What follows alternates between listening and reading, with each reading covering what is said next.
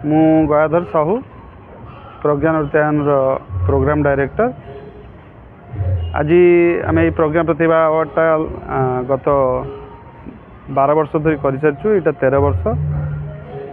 एथिरे आम पिला मानकु गोटे प्लाटफर्म दौ एवं से प्लाटफर्म माध्यम आम से चयन करूँ एवं से स्कॉलरशिप दौ आने से आम 3टा कैटेगोरी दौ। गोटे हूँ सब जूनियर कैटेगोरी, गोटे हूँ जूनियर कैटेगोरी, गोटे सीनियर कैटेगोरी। कारण ये जो स्कॉलरशिप वार्डटा कहली, स्कॉलरशिपटा केवल भारत सरकार दौरान जूनियर एंड सीनियर कैटेगोरी।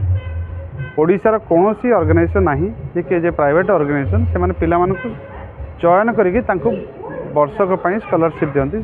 ता भर प्रज्ञा नृत्यायन हूँ अन्यतम। ये प्रज्ञा नृत्यायन आम छोट छोट पिला आमर जो क्लासिकल डांस ओडिसी डांस को मुख्य प्रचार एंड प्रसार करने तो आम से प्रोत्साहित कर प्रज्ञा नृत्यायन से